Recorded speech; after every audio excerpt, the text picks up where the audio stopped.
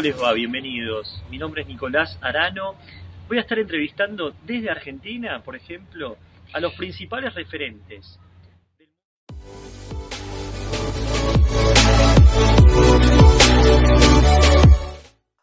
Hola, ¿cómo les va? Bienvenidos. Como siempre es un gran placer saludarlos todos los domingos, encontrarnos con el café listo para poder compartir con todos ustedes. Hoy un programa interesante, especial, el primero de este 2025.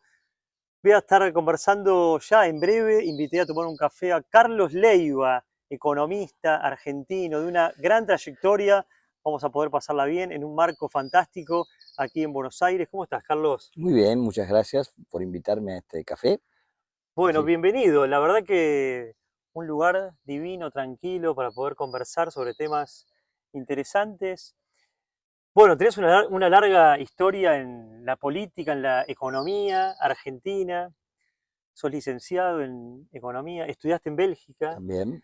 Contame un poquito, está muy referenciado tu función, por supuesto, a lo largo de todos los años, pero ¿cómo fue aquella etapa que has transcurrido en el tercer gobierno de Juan Domingo Perón?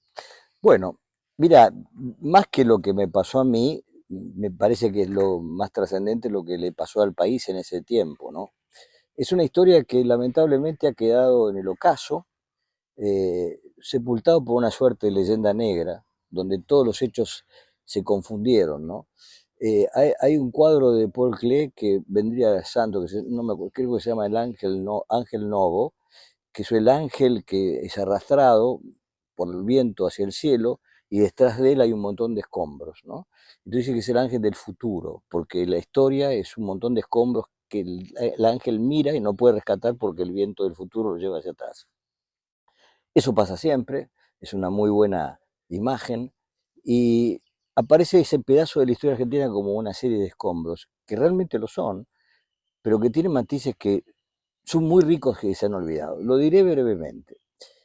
Como vos sabés, en la Argentina durante 18 años, desde el 55 hasta el 73, no hubo ninguna elección democrática porque se decidió proscribir al partido que parecía ser que siempre iba a ser mayoritario. Incluso hasta se reformó una constitución con la proscripción de un partido mayoritario. La consecuencia de eso, desde el punto de vista de la organización social, vale decir que estuviste durante 18 años en un régimen coercitivo, eh, sin grandes torturas ni cosas horribles como Maduro, ¿no? Eso sería una absoluta mentira. Era una sociedad bastante libre, este, pero bueno, los derechos políticos estaban totalmente vulnerados. Hubo dos elecciones que fueron con muy pocos votos propios de los candidatos ganadores, que fueron Frondizi e Ilia, ambos dos pedazos del radicalismo. Pero en realidad el régimen era muy complejo. Y en ese contexto, y luego de la Revolución Cubana y luego de mayo del 68, en la Argentina, en el año 70, se produce un hecho insólito, que es el asesinato de Pedro Eugenio Aramburu, el 1 de junio de 1970. Un grupo de chicos, que supuestamente se autocalifican peronistas, deciden hacer una contestación ya no sobre la democracia, sino contra el sistema económico y social vigente en la Argentina. Eran alguien que quería imponer el socialismo por las armas. Quiero decirte que sobre lo económico en la Argentina desde 1930, cuando termina la, la anexión progresista de la economía argentina al Imperio Británico, con la caída del Imperio Británico, la Argentina desde el 30 tiene una estrategia que ya no es la estrategia exportadora de materias primas, porque no ha lugar, que es el proceso de industrialización, con un concepto central compartido por conservadores, peronistas, que es el pleno empleo. El eje central de la política económica desde el año 30 en adelante, con todos los gobiernos, muchos de ellos obviamente militares, incluso el gobierno de Perón, que no lo era, tiene el eje central en el pleno empleo y una suerte de preconstrucción de lo que luego con Perón va a ser, sí, francamente, la economía del bienestar. Eso es un consenso. No se discutía ni los militares, ni la derecha, ni los liberales.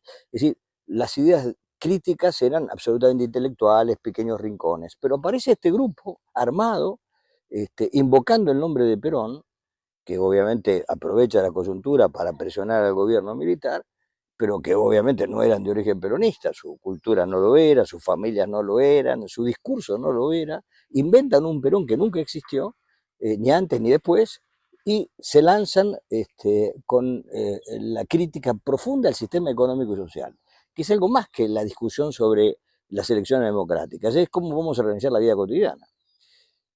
Eso produce un enorme cambio en la vida argentina que está totalmente ignorado y que aparece en el año 1971, un año después, un hecho extraordinario que se llama la Hora del Pueblo. ¿Qué es la Hora del Pueblo? Bueno, simplemente la reconciliación definitiva entre Perón y Balbín. Balbín lo había tirado a Perón, Perón lo había puesto preso a Balbín. Balbín era un demócrata a todas luces y Perón, a consecuencia de su exilio, había comprobado efectivamente en Europa que el entendimiento, la concertación, el respeto al adversario habían construido una Europa progresista, magnífica, integradora, en fin, el desarrollo económico de la Europa occidental.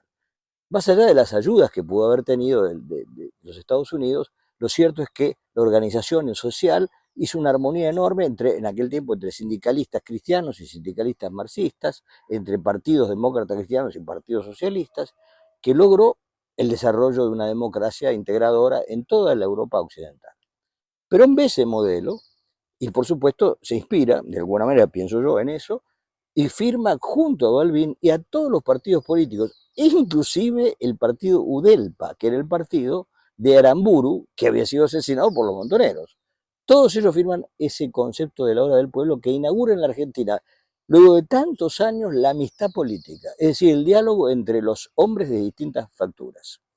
Es un hecho extraordinario, ignorado en la historia argentina, pero ignorado hasta el punto de que Juan Carlos Torres, que es un gran historiador del peronismo, provocó que yo escribiera en el diario Clarín una nota, digamos, no polémica, sino advirtiendo su olvido, que dijo en la Argentina nunca hubo un acuerdo político. Bueno, vaya, es un acuerdo muy anterior al Pacto de la Moncloa y mucho más inclusivo que el Pacto de la Moncloa. ¿Y por qué pensás que no se le da trascendencia a ese hecho? Bueno, acá viene el tema. Ese hecho genera un encadenamiento de acuerdos y amistades. El primero es con la CGT, la Confederación General del Trabajo, que en aquellos tiempos, estamos hablando del 71, representaba a la absoluta mayoría de los trabajadores. No solo por ideología, porque era una CGT que le integraba, por ejemplo, Rucci, peronista, y Hugo Barrio Nuevo, que luego fue ministro de Alfonsín, que era radical, ¿no? Era había un espíritu hasta democrático, O sea, dentro había diálogo, por lo que estás contando. Absolutamente. Esa CGT organiza una propuesta de política económica porque en ese tiempo la Argentina crecía, pero había generado por vez primera una tasa de desempleo del orden del 7%, que era escandalosa para la Argentina en esos años porque siempre había sido del 3 o el 4, se había duplicado. Un país que tenía 4 o 5% de pobreza, una distribución del ingreso prácticamente como la de Francia. Estas cosas que te digo me parecen increíbles, pero el coeficiente Gini daba igual, ¿no? Sin desempleo, la pobreza del 4%, con una distribución del ingreso como la de Francia en ese momento, 37% de coeficiente Gini, y la tasa de crecimiento más alta de América Latina, con una década que va del 63 ILIA hasta el 74, son 10 años, se mide censalmente que tiene un crecimiento de la industria al 7% anual acumulativo. Crecimiento de exportaciones industriales, una década tan importante estamos viviendo en ese periodo, que es la segunda de mayor crecimiento del Producto Per cápita desde que nació la historia económica argentina y la computamos. La primera es la de Roca, 1874-1884. Un gobierno maravilloso, el de Roca, genial, un ídolo absoluto.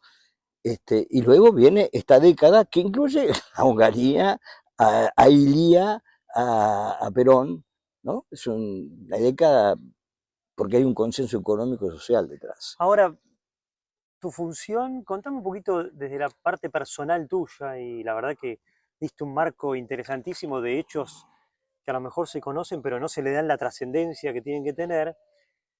¿Cómo lo conoces a Perón? Bueno, justamente, porque te estoy diciendo que hubo esa hora del pueblo, esa amistad política, y entonces lo que ocurre es que las distintas corrientes políticas, yo soy demócrata cristiano, era demócrata cristiano en aquel tiempo, nosotros habíamos sido, obviamente, en el conflicto de Perón con la Iglesia, claramente adversarios de Perón y, por supuesto, creo que fuimos parte importante, no tanto la democracia cristiana, aunque sí también los líderes de la democracia cristiana de aquellos años, gente mucho mayor que yo, fueron comandos revolucionarios, como el caso de Horacio Sueldo. Veníamos de esa reconciliación, haber aprendido que en una sociedad hay que hablar y ser amigos y buscar consensos. Bueno, eso trae como consecuencia que justamente cuando se organiza el frente que llamó, porque la mayoría era justicialista, de Liberación Nacional, la democracia cristiana, junto con los conservadores y otros partidos, forman un cuadro muy integrado y nos integramos en discusiones programáticas. Es muy importante decirte esto.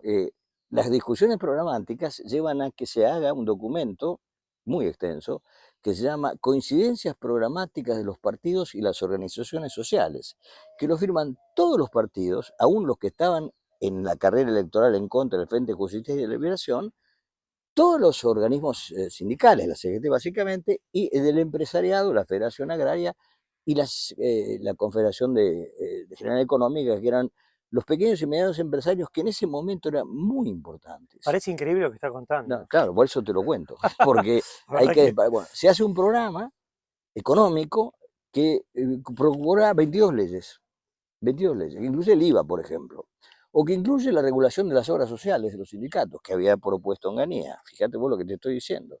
En fin, un conjunto de política económica y tributaria muy importante. La propone la creación de una especie de IRI para manejar todas las empresas públicas, para tener realmente un poder importante que luego que se sancione esa ley se entrega a los empresarios argentinos, que incluye empresarios extranjeros, como la gente de Techino, de Uperial, de Usilo, al frente de la confederación del instituto que va a conducir las empresas públicas, que se ocupan de ese trabajo con la remuneración de $1, porque no se puede trabajar en el Estado sin recibir una remuneración. Caputo debería saberlo y debería estar cobrando por lo que trabaja, porque eso es la ley. Así que ellos cobraron $1.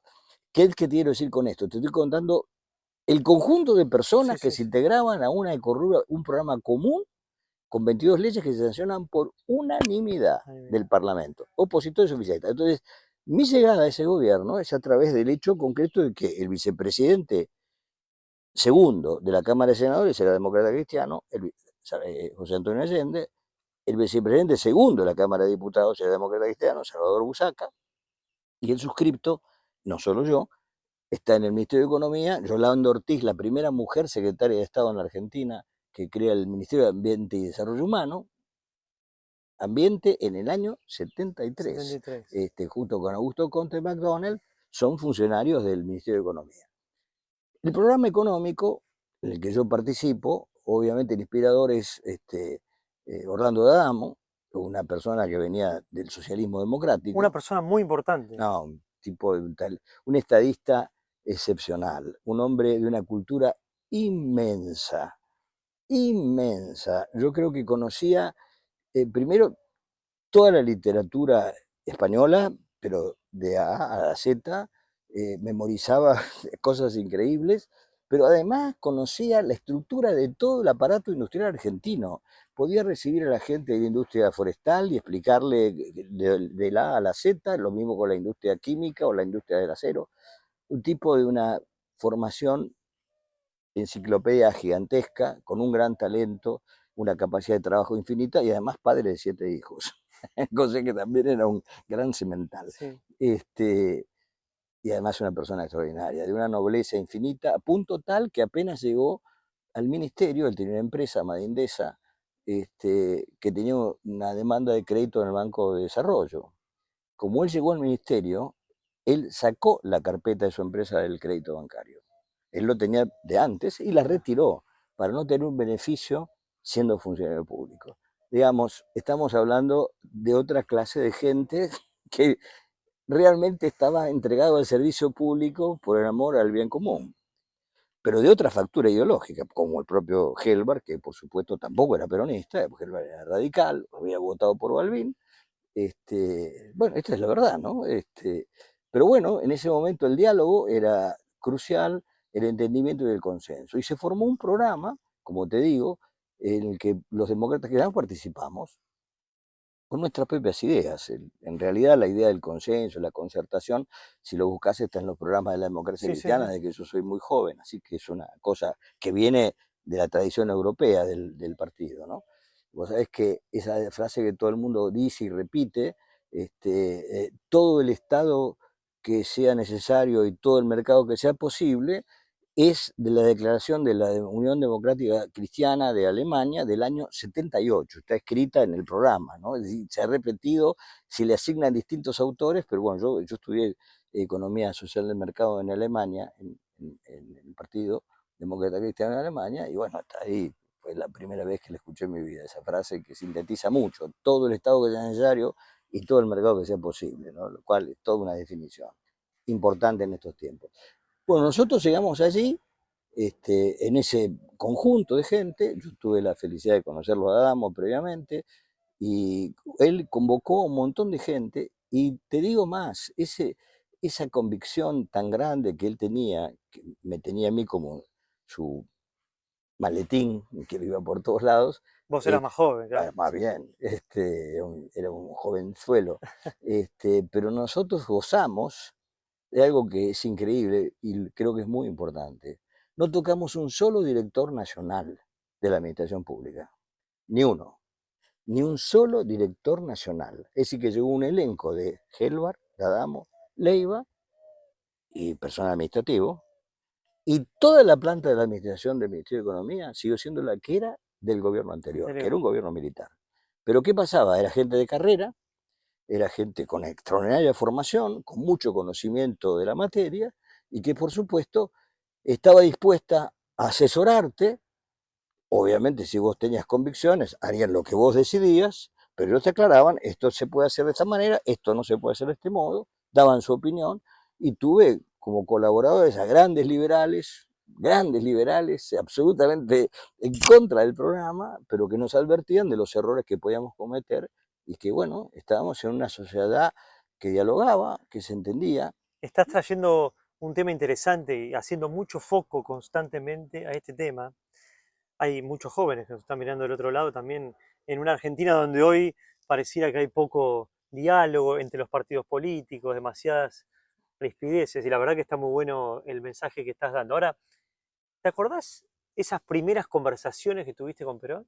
Bueno, no, para conversaciones con Perón, yo tuve, a ver, De las eh, primeras, te digo. no, yo te puedo decir lo que, las pocas veces que tuve con Sí, Perón, sí, porque está Gelbar, D'Adamo y acá abajo sí, Leiva, sí, así sí. que tampoco, Perón era un estadista de mucha altura. La más significativa para mí, yo me hice responsable del plan trienal, que fue el plan del largo plazo. Ah, Ese plan trienal, que es una obra importante, tan importante por lo que dice como por cómo se hizo. Nosotros hicimos, te digo un número que lo he repetido y hasta que me convencí que debe ser verdad, porque llevo años repitiéndolo, pero sé que tiene fundamento. Hicimos casi 1.600 reuniones en el país para elaborar las propuestas que iba a contener el plan trienal. mira. En todo el país. Fue un plan federal. Trabajó con nosotros el Consejo Federal de Inversiones. Ese plan, además contamos, era hecho casi por el CONADE, que venía de la larga tradición del año 63, que lo había formado Ilia, por el que habían pasado personalidades de la academia como José María Dañino Pastore, Javier Villanueva, Roque Carranza, es decir, tenía una larga trayectoria, y en su personal habían pasado personas como Manuel Solanet, que fue secretario del gobierno militar del 76, o Valle, que fue un gran desarrollista, en fin, gente de todas las ideologías, pero que tenía especialidades técnicas sobre la vialidad, la energía, la educación, la medicina, la salud. Es decir, una Argentina que podía usar la inteligencia independientemente de su pensamiento político. No por nosotros, venía de una Sí, tradición, sí, pero sí. trajimos, y esto es muy importante, a todos los argentinos que estaban en la CEPAL, que habían acompañado a Raúl Previch, Norberto González, Di Calcaño, Ricardo Sigotti, gente brillante en sus temas, que había trabajado en toda América Latina, para usar su experiencia vistos desde afuera, venían de Chile, se radicaron acá e hicimos el plan trienal con ellos. Yo fui el encargado de la coordinación, Sí, sí. pero la riqueza de las ideas venía de todos lados. Entonces me tocó a mí, ya que hablamos de Perón, exponer delante de Perón, y tengo la foto, con todos los funcionarios del Ministerio de la Presidencia, en el Salón Blanco, el plan trienal. Fue muy temprano a la mañana, yo tenía pelo. ¿Cómo te preparaste para eso? Porque No, no, es un momento no, la verdad importante. que yo creo que hay gente que tiene dones, ¿no? Yo siempre fui al toro. Yo la verdad que Directo ahí. no, Muy bien. nunca hice demasiada. Me pondría nervioso en pensar lo que voy a decir, Sí, porque lo sí. que voy a decir es lo que tengo adentro. Lo que Entonces, sentís. exactamente. Entonces, obviamente lo había hecho, había pasado días trabajando con eso y expuse. En aquel tiempo no había PowerPoint, nada, eran hojas blancas que las sacabas así, las cuentas. Y hablé frente a Perón seguramente muy nervioso, no me acuerdo, pero estaba muy ¿Cuántos excitado. años tenías? 30. Ujú. No eran chicos tampoco. Roca fue presidente a los 30 años. Pero bueno, es una Sí, situación. sí. Y cuando terminé, esto es lo más importante, habló Perón. Habló Perón, que yo dudo que haya recibido antes. Nosotros mandamos antes los tocos del plan trienal, no creo que él lo haya mirado, pero era muy temprano en la mañana y dio una conferencia sobre planificación, que salió en el diario La Razón de esa tarde. Estupenda, de un tipo con absoluta lucidez, que seguramente habría escuchado lo que yo dije, pero había dicho cosas que estaban muy por encima de lo que yo había Le dicho. sumó lo de él. Ah, totalmente. Tipo, realmente, mucha gente dice que está viejo. Yo te puedo garantizar que en la mañana, que es solo las horas en que yo lo vi, era un hombre de una lucidez asombrosa. Bah, comparado con los dirigentes que nos han acompañado en los últimos años, bueno, había mucha formación, la cultura clásica, que influye mucho, ¿no? Es decir, tipo que había leído, eh, creo que salvo Alfonsín, después no creo que haya habido nadie en la política argentina que se haya dedicado a leer algo, ¿no? Alfonsín, para mi descubrimiento, era un tipo que había leído mucho a los pensadores socialcristianos. Pero bueno, eh, la siguiente vez que estuve con él fue a raíz de un proyecto que manejaba yo, que era la química del gas. La A Argentina, ver. en ese tiempo, nosotros estábamos absolutamente convencidos, no por vaca muerta, sino porque el gas del Estado o sea que estaba dividido el Estado y YPF, Sí, sí. había una competencia entre las dos empresas. Cada Estado decía que estábamos sentados sobre un océano de gas, que bueno, fue parcialmente cierto con Loma de la Lata, y bueno, ahora muy cierto con Vaca Muerta, pero no tenían ellos, creo yo, conciencia de eso. Entonces empezamos un proyecto grande con una empresa italiana, Montecatini Edison, con la idea de llevar a cabo la química del gas en la Argentina. Una cosa novedosa, pero posible. Y bueno, yo me encargué de esa tarea con los italianos, y bueno, fui con ellos a verlo a Perón y ahí lo escuché a Perón hablar directamente del gas. Y después simplemente lo escuché varios discursos. Discursos donde te voy a decir una cosa que va a sorprender, por supuesto, a los peronistas, ¿no? Perón no quería a los peronistas, pero para nada. Y digo esto porque notablemente, ¿cómo puede ser que el programa económico a su regreso haya sido entregado a una persona que era un radical, si bien que era empresario, a un tipo del socialismo democrático como Orlando D'Adamo y un conjunto demócrata cristiano que estábamos debajo? Nosotros teníamos solo como funcionario que venía del peronismo a Gómez Morales, que lo puso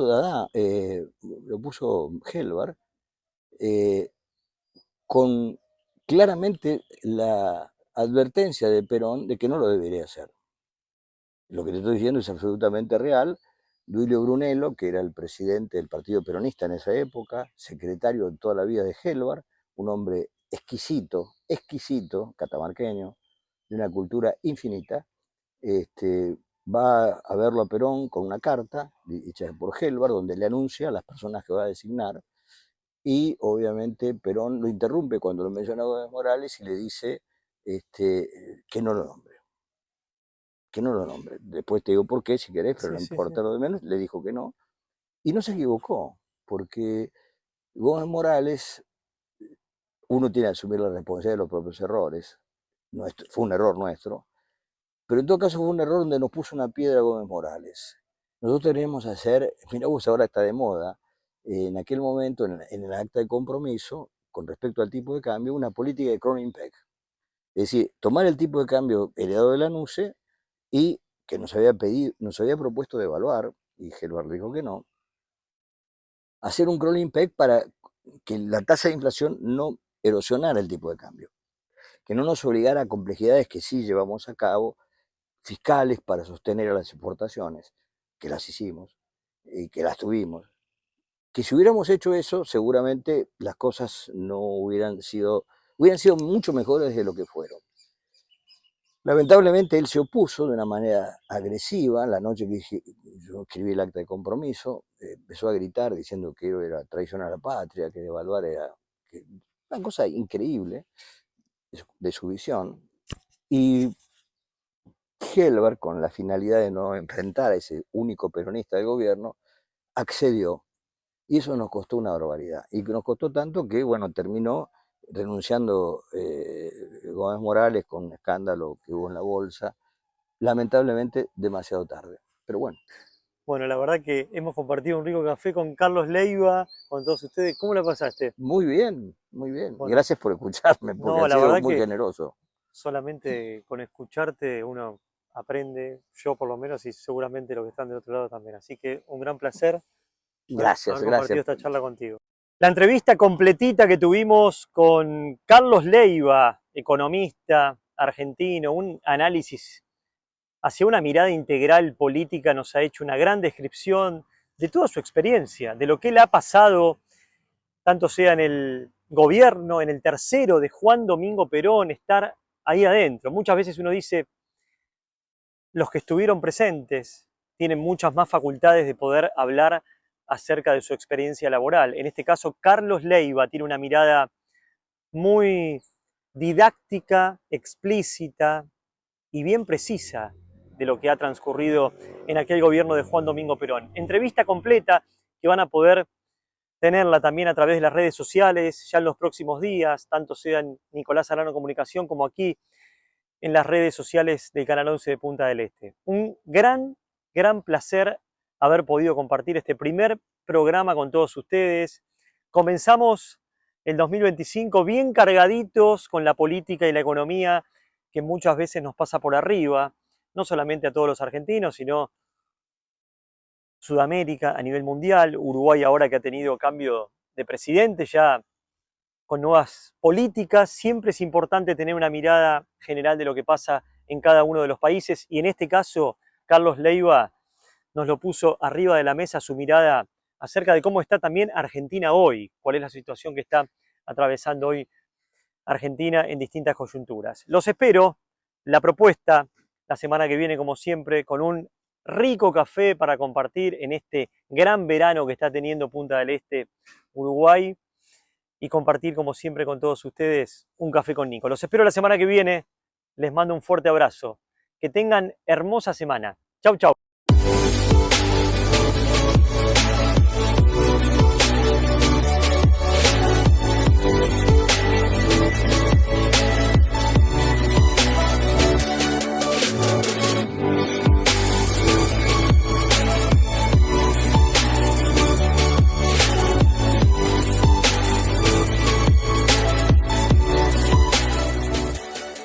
¿Cómo les va? Bienvenidos. Mi nombre es Nicolás Arano. Voy a estar entrevistando desde Argentina, por ejemplo, a los principales referentes